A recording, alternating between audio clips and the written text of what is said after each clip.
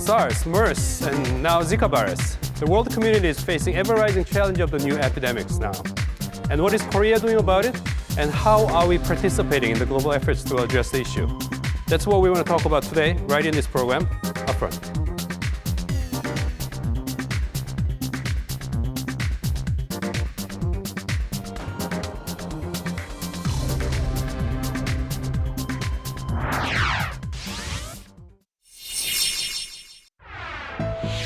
Swine flu in 2009, polio and Ebola virus in 2014, and Zika virus in 2016. It is the fourth time that the World Health Organization declared a public health emergency of international concern. People are living in the 21st century, which is an era of the cutting-edge science and technology, but viruses have still been one of the biggest enemies of humankind. Globalization and development of transportation have brought about great changes to people's lives, but at the same time, it has also accelerated the spread of new infectious diseases as well.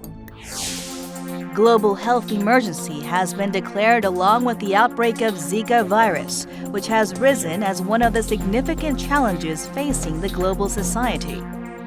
Zika virus is a mosquito-transmitted infection that has been linked with microcephaly in newborns.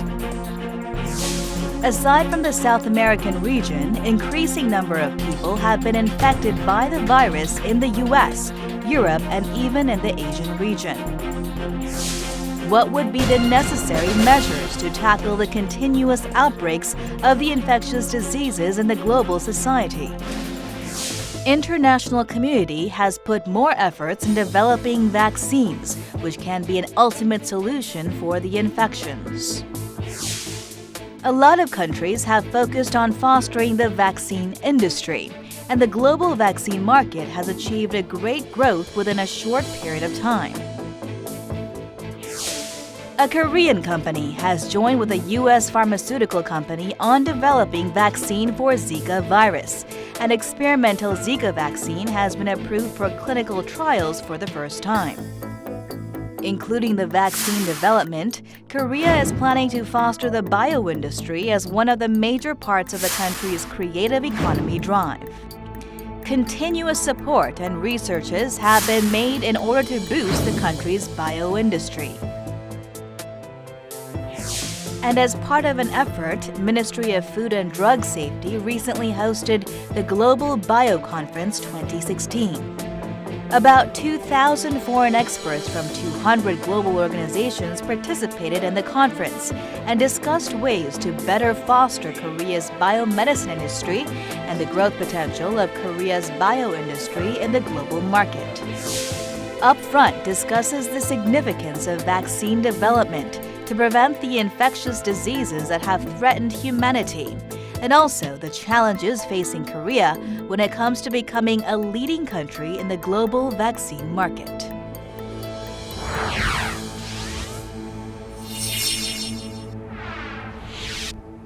Well, to discuss today's issue, we have two guests in studio. First, Kim Woo-joo, professor of infectious disease at the Korea University's Guro Hospital. Thank you for joining us. Thank you. And In-kyu, director of the Dengue Vaccine Initiative at the International Vaccine Institute, and also an expert on the Zika virus. Thank you very much for joining us. All right, let's talk about, first of all, the overall background and the big picture here. Of course, I just mentioned in my opening that we have big concern about, we meaning the world community these days, seems to be having rising concerns about the overall virus and epidemics. How would you see overall picture and landscape that we face these days altogether? Well, I think it's correct that there is great global concern for these potential pandemics of emerging infectious diseases. I think that there has been an increasing number, at least that we've become aware of. Part of it may be because of changing global patterns, and also part of it may be because we're looking for it more. But either way, I think that there's real reason for concern. Is there a possibility that we didn't know before these kind of diseases? And you were talking about more of the awareness factor here rather than new diseases kind of emerging. I noticed subtle difference here. Well, I think it's a combination. There are, for certain, changes that have occurred globally, and I think we'll discuss some of those as we go on. But in addition to those, we have had increasing awareness. So again, it's not exclusively, I think, one or the other. It is both. Combination of both. Professor Kim, we have the Zika virus issue these days, which is pressing. Together with Zika, what are some of the important trends or key issues that we are dealing with these days? I think the emerging infectious disease, it means novel pathogen. That means unexpected, unpredictable impact on the society. Even human illness, death, and societal and economic impact is huge. And there is, and also we do not have any vaccine or therapeutic because it is novel one. Right. So novel, once again, means what? That's not a term that public uses all the time. What do you mean by novel? it is a new virus, new pathogen we do not experience before. For example, 2003 SARS virus outbreak in Hong Kong, it was a new one. There is no experience SARS coronavirus. The other one is MERS coronavirus in Saudi Arabia was appeared 2012. It's a new one. It came from camel. So that means unpredictable. We do not have any vaccine to prevent that emerging infectious disease. That caused many fear, panic among the publics. We already experienced last year, almost 1 year, May of last year, we experienced a huge outbreak of MERS coronavirus, which came from Saudi Arabia and Middle East. We already experienced a big impact from MERS-CoV outbreak last year. So continuously we are facing these kind of challenges, and the currently pressing issue is, of course, the Zika virus. And as a Korean expert on this Zika virus, what's the current status these days overall, worldwide here? We have Olympic Games coming up and all that kind of stuff. So what's the current status you can share with us? Well, I think Zika virus, let me mention that Zika virus is a virus that has actually been known for many years. So, meaning how long, like a decade, 2 decades? Well, it was first really discovered, identified in the late 1940s, early 1950s from Africa. So it's been several decades that Zika virus has been known. When it was first identified, did we see the relationship between its presence and the phenomenon it causes, producing babies with small brain? We have different medical term about it, but from the beginning, was it identified as a cause of that outcome? No. In fact, the association between microcephaly and Zika virus infection was made just this year. Is that right? This association, probably because there weren't really enough known cases that had occurred previously, was not recognized. So really, the association was recognized because there was such a large number of cases recently. And overall, is it kind of like calming down these days, kind of subsiding, or is it spreading around still continuously? I mean, because once again, as I mentioned, because of the Olympic Games coming up and so on, we have concerns. So is it subsiding or not? Well, I wouldn't say that it's subsiding. I would say that it is moving from region to region within the Americas. So within the Americas? Yes, within the Americas. For example, in Europe and other regions like Africa or Asia, it's not as concerning as much? So one of the things that perhaps is actually concerning about the entire global Zika situation is that our information is coming in and continuing to come in over time. We don't know everything there is to know about Zika. We've had much less time to really study it. So the question about how much is there Zika, is it the same kind of Zika in terms of the impact that it might have when it's in Africa or in Asia, some of these things we still are in the process of looking into and investigating. In terms of Asia, where Korea obviously has a strong interest in Asia, Zika has been detected and identified years ago, but how much there is in Asia, it's still not clear. And Professor Kim, then we have to share information about what's happening in Korea. We so far have had 5 cases, right? Yes. How serious is it? No death so far? Korean government diagnosed 5 imported Zika case. 1 from Brazil, 3 from Philippines, 1 from Vietnam. I worrying about because during summertime, many Korean travelers are going to Southeast Asia. Philippines and Vietnam and Thailand is now reported Zika case. Okay. Now we're worrying about traveler to Southeast Asian country rather than Brazil or South American country because more than many thousand travelers are going to Southeast Asia. So we'll see more import Zika case from Southeast Asia rather than Brazil. Dr. Yoon, we need to talk about the bigger picture here because I guess we discussed enough about Zika case here. The overall pandemics and all these new kinds of viruses spreading. Increasing number of people in the public seem to believe that somehow we are seeing the rising trend of this fast-spreading disease that scare people altogether. Is that the case from the scientific viewpoint? For example, 2005 UNEP report has said that we seem to be seeing the fast rise of this kind of epidemics and pandemics as a result of environmental change, for instance, and so on. Is that what we're seeing from the medical community's perspective? Is this something new, definitely? I think there is definitely something new in terms of global trends. So I should use as an example a disease that we've known about and is not an emerging disease, but is a disease that we sometimes say is re-emerging because it has expanded dramatically, and that is dengue. Dengue has increased 30-fold in the past 50 years, and a lot of that explosive expansion really has been due to global trends. And I think you alluded to some of those, which are globalization, meaning some of the interconnectedness with human travel that can occur in an instant compared to years ago, the rise of the population, especially in these large urban centers where you can have many, many people that are potentially susceptible in close proximity. And then the other thing I would mention is that the ecology globally has changed. And one of the things Rising is that temperature? well, of course, people talk about climate change and the downstream effects of climate change. It's not really clear. Some people think, for example, that there might be some vector expansion, mosquito expansion, this kind of thing. But I'm also talking about the encroachment of people into areas where there are wild animals, for example. So the increased frequency of contact between wild animals who can harbor some of these new diseases and people who are really moving into those environments. Then the overall, this new pandemics and so on, I think we dealt with the questions briefly before, but I want to press you on that question.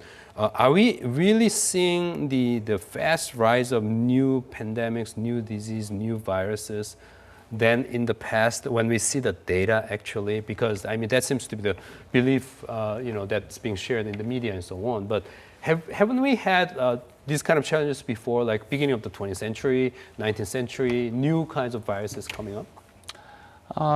Because of vaccine and antibiotic development, middle of 20th century, around 1960 and 70, Right.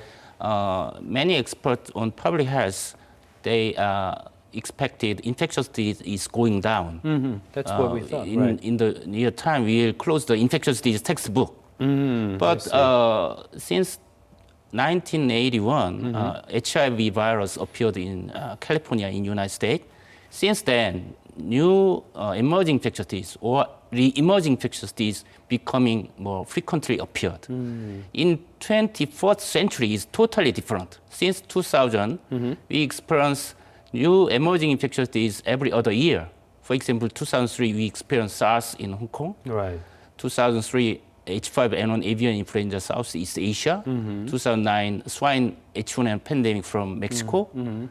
2012, MERS from Middle East. Many, even Zika and Ebola in Africa, in South America. So it's getting more frequently, getting more unexpectedly. We face a lot of emerging infectious. We don't know which emerging infectious pathogen will be the pandemic situation. There are many potential candidates to cause pandemic disease. What's the medical definition of pandemic, the term pandemics?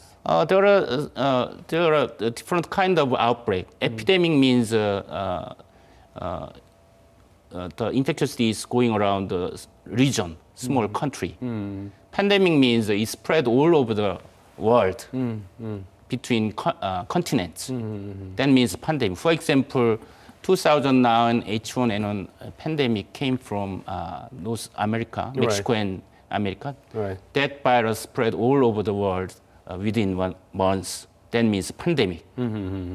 Still, we don't know what is the next pandemic virus. We expect some candidate, Ebola, Zika. Even I'm worrying about more avian flu from China. H7N9 avian flu has appeared in early 2013 in eastern China. Because we are very close between Korea and China, and many travelers are going to China, and many yoker travelers from China is coming Seoul for shopping. So that is another candidate for pandemic virus. So we are very closely, very systematically assess the risk of pandemic virus, which one is affect our country. I see. Emergence of the pandemic pathogen coming into Korea and transmissibility and even impact.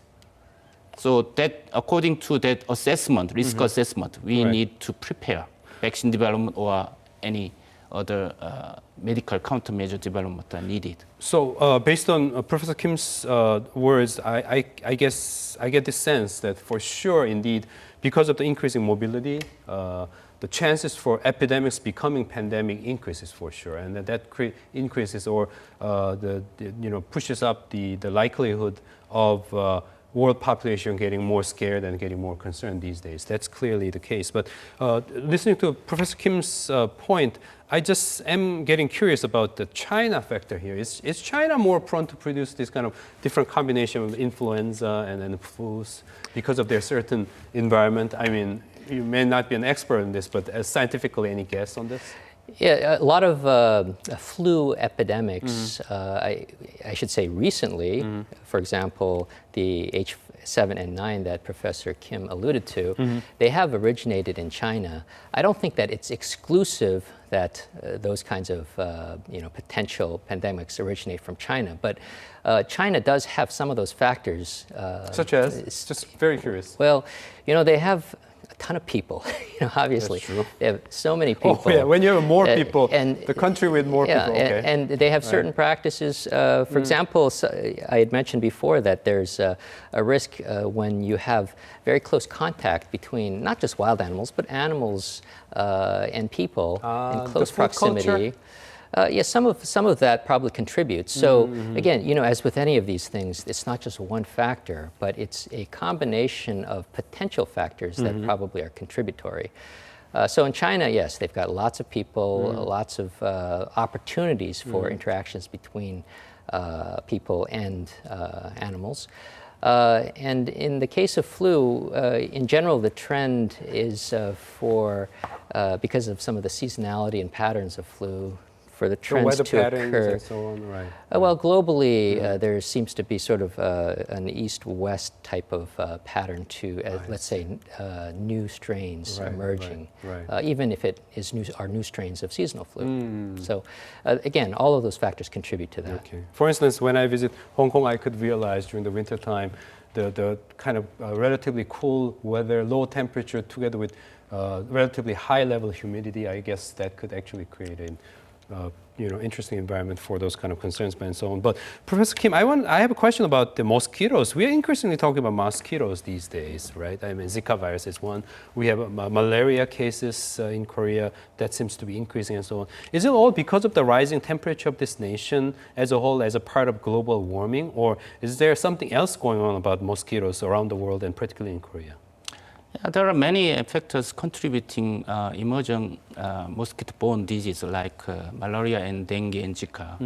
The important factor is global warming. For example, El Nino phenomenon is increasing temperature in seawater near the equatorial area, near Ecuador and Colombia. Right. That affects the increasing number of mosquito in South America.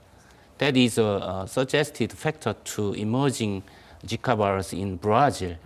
So global warming affects increasing density of mosquito. Even in Korea, we also influence from global warming. Temperature in Korean Peninsula is increasing because there are many industry, their CO2 emit CO2. Right, it's a global warming. Right. So we also malaria in near DMZ area. Right, exactly. It's soldier and farmers in living in near DMZ area. They reported about 500 vivax malaria case. This malaria is disappeared, but early 1990 suddenly reappeared in soldier near the DMZ area. Right, right. The main factor was identified later. Malaria is going around in North Korea.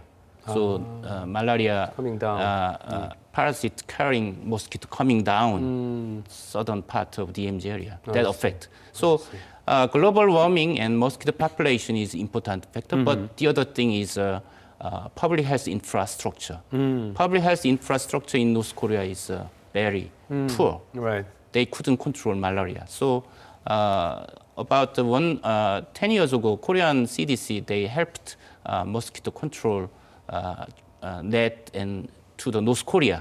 They sent mosquito net and anti-malarial drugs. Remember that, That right. helped decreasing number of malaria in South Korea. Right. But deterring inter-Korean relations has made an impact on that regard. Yeah, so we are worrying about increasing number of malaria in soldier and farmers. Right, right.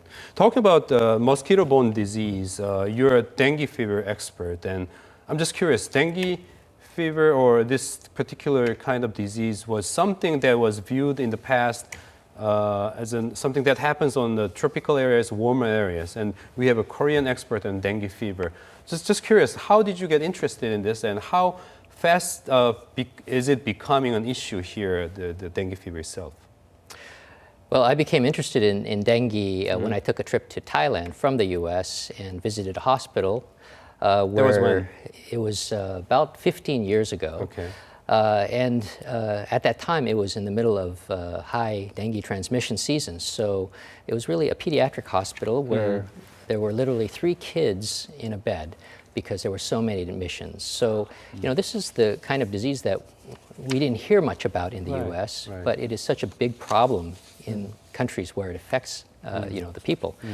So this is when I originally was interested. And very rarely so in Korea, though, right?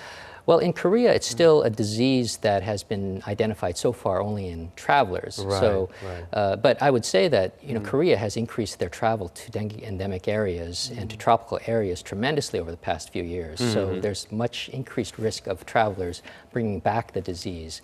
So as Professor Kim mentioned earlier, there are mosquito vectors that can potentially transmit dengue or Zika in Korea. But so far, that hasn't happened. I see.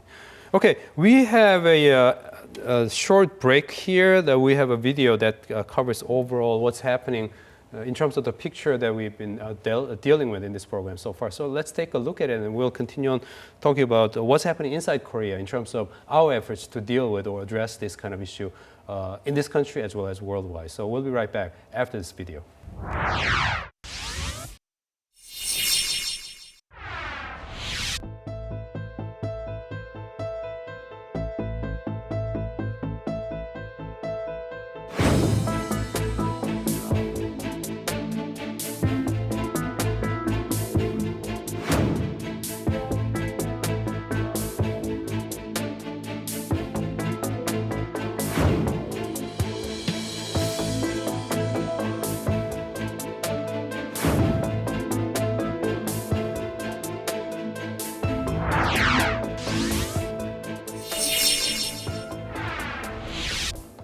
Now let's talk about what's happening in Korea in terms of our efforts to develop the vaccines to deal with these kind of issues here.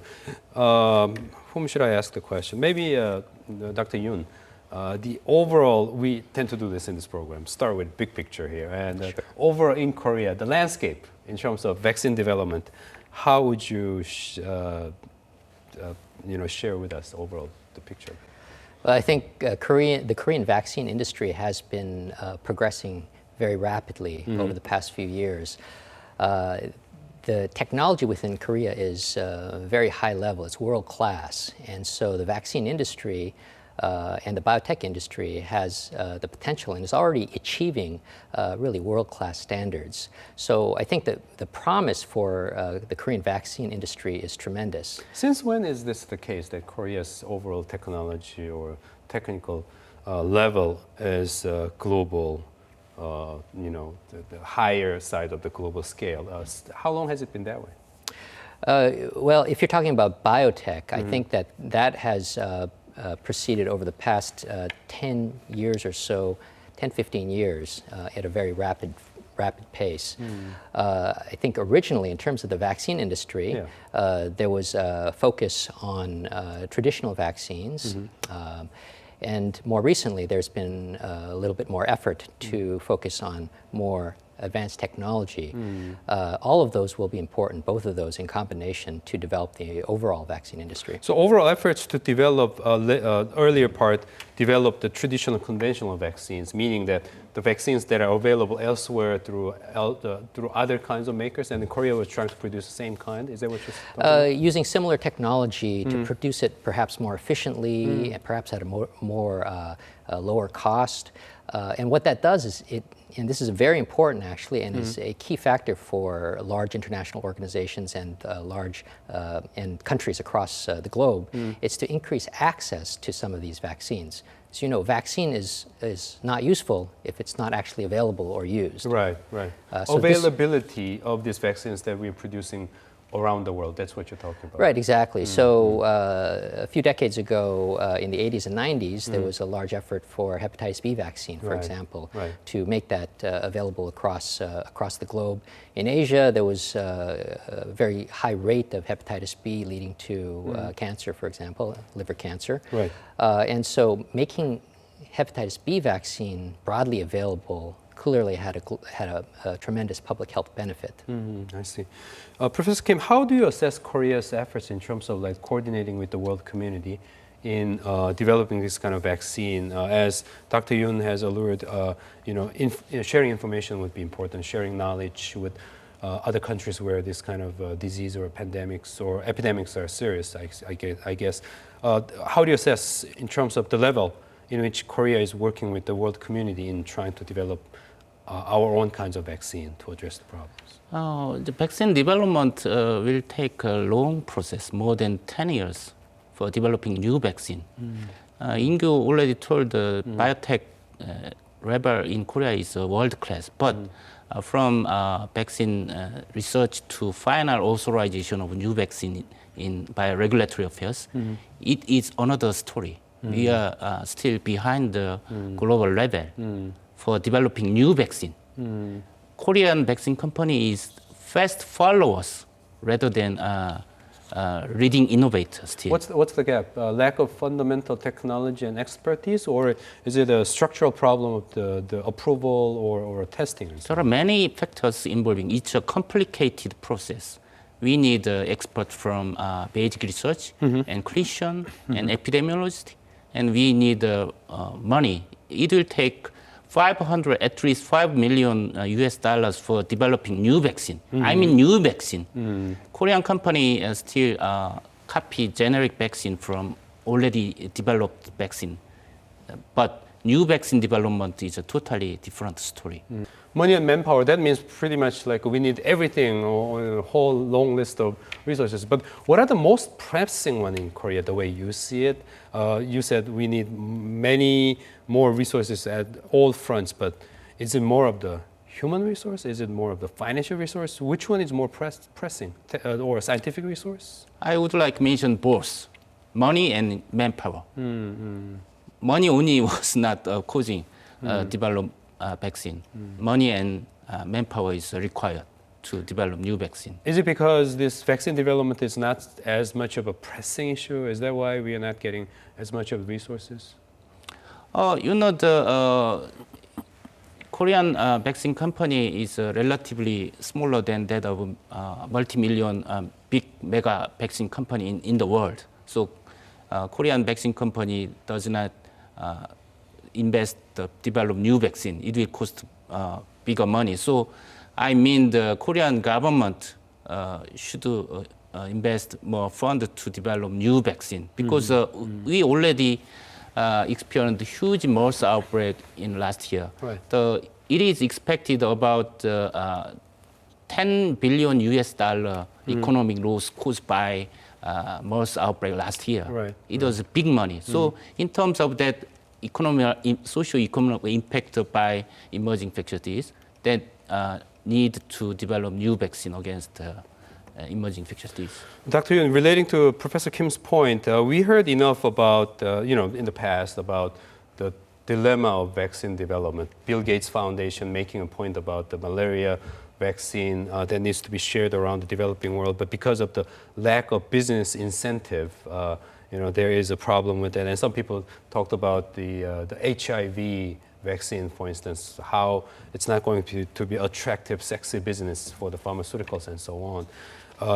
Would you say that's the reason why the business or money calculation itself is behind what Professor Kim is describing as something that's lacking not only in this country but around the world? Is that a fair assessment? That's a fair assessment. There is a huge contribution in terms of the commercialization potential, in terms of the incentive for companies to develop vaccines. So I think that considering vaccine development as a purely commercial enterprise may not be really the correct way to approach it. Because even globally, there are actually very few even multinational global pharmaceutical companies that are actively developing vaccines as one of their primary business ventures. Right. And a lot of that has to do with, again, the potential commercialization. We often refer to some of the problems with this commercialization as between the development at the very early stages and later development as so-called valley of death. Right. In that situation, there's a big gap between potential early development candidates and going to the later stages of large trials and eventual licensure. And that gap, one of the main reasons is whether the developer thinks that there's a commercial market that will reward all the resources, financial and human, that need to be put into the development process in that gap. Would you say in Korea as well, the commercial consideration is the key reason why we are seeing the lags and gaps that you're seeing in terms of the resources, not enough resources going into the vaccine development? Taking an example of Korean pharmaceutical companies? Yeah, I think so, because Korean pharmaceutical company, they want to need profit from vaccine production. Emerging infectious disease vaccine is not profitable because emerging infectious disease is unpredictable and the number of patients is not required to produce profit. So would you say this is a kind of like a public goods issue where government perhaps should come in with more support in terms of providing the foundations for this important issue? Definitely, because vaccine development for emerging infectious disease requires public-private partnership, government support funding, and private sector, including vaccine company and institute like IBI and academia researchers are involving to develop vaccine for collaborating to vaccine. Wonderful point. Let's talk about IVI. This is a good point to talk about. International Vaccine Institute. I'm sure our audience who are joining from all around the world watching this program may not know what IVI actually is and what it does and so on. Brief introduction about that, please. Sure. IVI, or the International Vaccine Institute, was founded in 1997. It's really the first international public health organization in Korea, and the mission is located in Korea. Located in Korea. And its mission is to discover, develop, and deliver safe, effective, affordable vaccines for the global public health. Why did it get to be located in Korea rather than other countries? Well, there was a bidding process at that time. I think Professor Kim probably was familiar with some of that. But part of this was that Korea was quite interested in helping to support this very, very important global public health endeavor.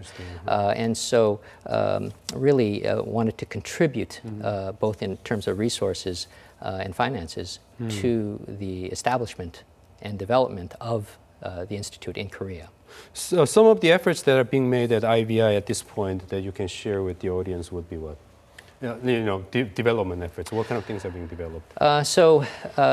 There has been a focus, for example, on vaccines that in some ways don't have huge commercial market potential. Just like what we were talking about so far. Yeah, yes. Right.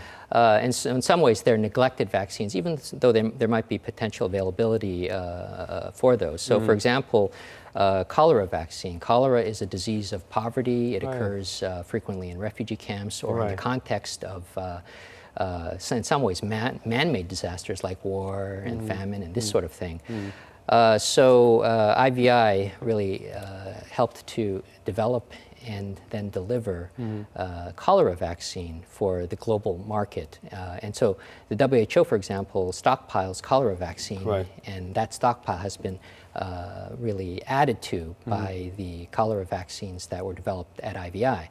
So IVI has done this and this is something that I do want to stress, that some of these efforts require global cooperation and multiple partners. So IVI, in conjunction with a lot of collaborators, supported the WHO pre-qualification of a cholera vaccine that was manufactured in India. And then more recently, there was a second cholera vaccine that was WHO pre-qualified by a Korean company earlier this year. All of these increase, again, as I mentioned before, the access, global potential access to these vaccines. Professor Kim, curious about the Korea's initiative, actually, when we were trying to set up or host IVI here in this country. Are we saying that overall vaccine-related or epidemic-related efforts that Korea has been making for the past about a decade or so has been focused on Korea's desire to contribute to the world community, helping developing countries more? Because we're thinking vaccine, the epidemics, it's not as serious issue here in Korea, at least so far, until recently, I suppose. So is this a part of Korea's global development effort that we've been making? I think so far we are Korean vaccine and manufacturer and researchers focusing on the vaccine mainly used in Korea. But nowadays we are changing our strategy. We develop vaccine for the world. For example, one vaccine company, they developed influenza vaccine and pre-qualified of that vaccine by WHO organization, PAHO, Pan American Health Organization. That company exported influenza vaccine to the South America. So it is getting more globalization of the vaccine providing, and also IBI will collaborate to Korean vaccine company to develop and exporting to the usage in developing country. Especially children are very susceptible to viral disease and pneumonia. So nowadays we are getting together, public health sector and IBI and vaccine manufacturers collaborate to export and provide vaccine to the children in developing country. I see. Is what Professor Kim just talking about does it relate to the early last year's case of Korea offering this cholera vaccines to Ethiopian children in cooperation with IVI? Yeah, and Gates Foundation? Sure, yeah. So, there's a large pathway from discovery of vaccines to actual usage of vaccines and implementation of vaccines. So IVI has participated in really assisting with some of these really downstream types of projects also. Downstream, I mean the actual boots on the ground implementation of the vaccine within the countries. So IVI supported, for example, a cholera vaccine campaign in Ethiopia, in Malawi, in Nepal, over the past few years. And this has, again, been to assist with some of the, the potential cholera risk on the ground, and also to demonstrate that it could be done, that as a model for the usage of a vaccine in order to potentially prevent or control cholera outbreaks. Going beyond the vaccine here, I heard something about the Zika virus diagnostic kit that Korea has been developing. Where are we in terms of the progress? So I think there's several companies in Korea and several institutions in Korea that are interested in developing a good Zika diagnostic assay. There's actually many globally that are doing that. Oh, okay. It's a red ocean already, kind of? Well, I'm talking more about like business terms here, but... It is and it isn't. It's not such an easy proposition because there's some complexity to actually diagnosing Zika. But yes, Korean companies are really, as I mentioned earlier, that technologically they're on the forefront of trying to push some of this, the development of diagnostics. And I should say that actually in conjunction with vaccines, diagnostics, in order to determine quickly that there is an issue or a problem with an infectious disease is, in fact, goes hand in hand with the efforts for vaccine development.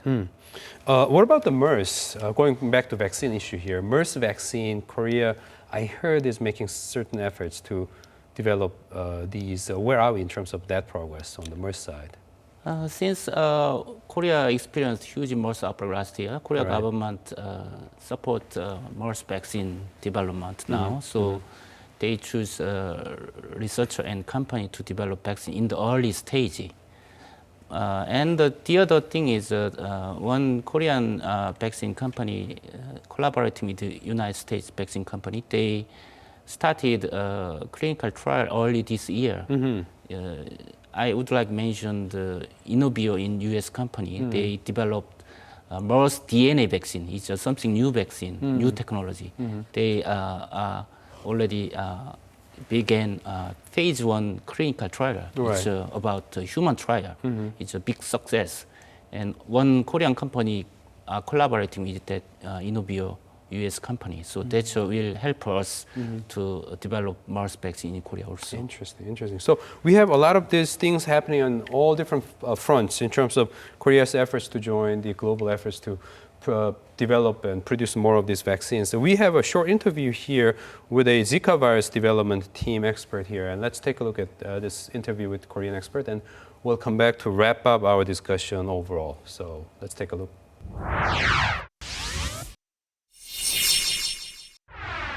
일단은 그 DNA 백신은 그 바이러스가 아닌 그 유전자 코드이다 보니까 감염성이 없습니다. 그래서 매우 안전하고 그 다음에 바이러스 예방에 아주 필요한 그런 면역 반응을 보다 효율적으로 이렇게 유도할 수 있는 그런 큰 장점을 가지고 있습니다.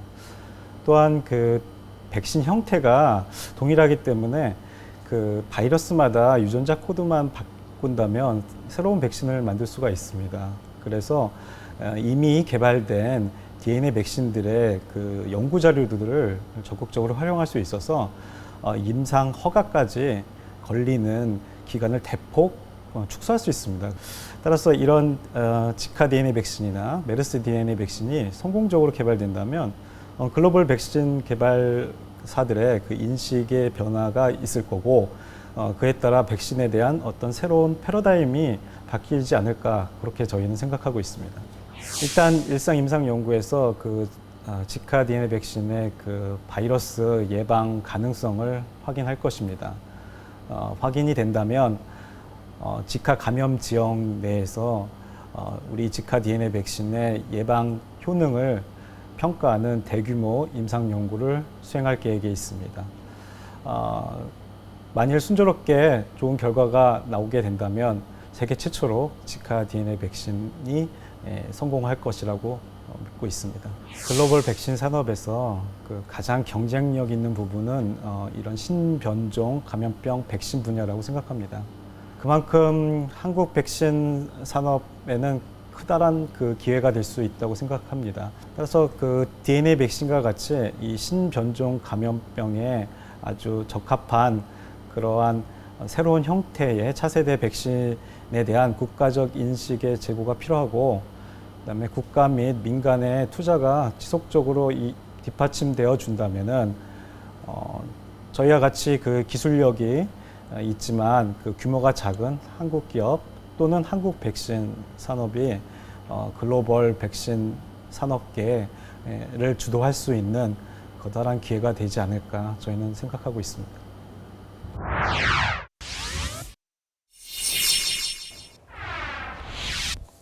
Professor Kim, this is a big question, I suppose. The fundamental dilemma of vaccine development is that there is an outbreak of an epidemic first, and then you have to figure out all these little scientific details, important details, to get to the point of have a kickstart of the vaccine development. And that time gap is always a crucial one, right? And as you said, 10 years it takes for, of course, the final stage of approval and all that, but also the initial stage. I think there is that important juncture or point that experts need to really focus on, narrowing the gap between the outbreak and the starting point of the vaccine development. For that, a lot of people are saying active information sharing is critical around the globe. Do we see some progress in that sense? Faster exchange of scientific information about what's happening in one side of the globe and then other side of the globe where there are potential experts on this. Is that what we see in terms of global trend for the past about a decade or two? Yeah, we also consider last year's MERS outbreak. The big mistake was we are not prepared. We are not informed about the MERS outbreak in Middle East. If the outbreak is occurred, the vaccine is not present. We could not get a vaccine for the control and prevention of MERS outbreak. We need to diagnose and patient isolation and trace the contact and quarantine. That was a traditional public health measure. So that's the big drawback. And we realized preparedness is more important. Response is too late without preparedness. But preparedness comes, meaningful preparedness comes with potent vaccine, I suppose, though. But still, vaccine development will take a lot of money and will take a long. So I think more focused preparedness. Preparedness means we need information sharing. We need sharing of virus because again we remember last year. There were MERS outbreak continuously occurred in Middle East from 2012. And many Korean are visiting Middle East. You know, the construction we workers. have all these businesses going on. So we should prepare the import of MERS-CoV outbreak in Korea. But we are not informed. We are not prepared well. So that was necessary to sharing information of the outbreak situation. So between country, between international organization, WHO and US CDC. But one scientific point that we need to share before we close our discussion here is it's one of the root side or a fundamental side of the vaccine discussion here. That is the public good nature of the vaccine development. You know, where often we run into the problem of business incentive lacking. Therefore, we need greater support from the public sector or whatever, and so on. And here, we are hearing about this public vaccine development and support center being talked about here. What's the idea behind all this? Because I'm sure many of our viewers viewers may wonder, this idea being proposed or shared in Korea with regard to this global issue that we've been talking about? Yeah, well, I think there's several ways that a government can support the overall development and implementation of vaccines. One of them is to really increase the development of candidate vaccines early in development. What do you mean candidate vaccines? Vaccines in research stage. So, we're actually constructing vaccines that has promise. So you need vaccines and different types of vaccines in order to select one that is promising to go on for further testing. The other aspect in terms of government is to try to streamline the regulatory hurdles that can really slow down the overall development of a vaccine. Final approval side you're talking about?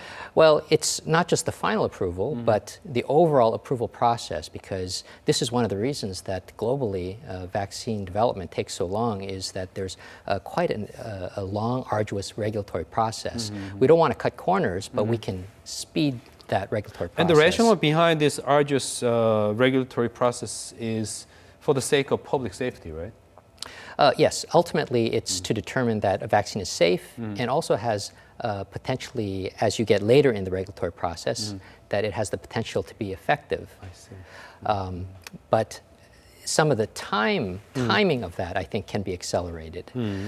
And then, finally, some governments do this, and there's also global efforts to try to increase the market, the predetermined market of a vaccine that may not have a natural commercial market. So this is the focus of some large groups, like, for example, the Gavi Alliance, that really pre-purchases vaccines that may not necessarily be profitable from a commercial standpoint. Are these purchasers public sector entities then?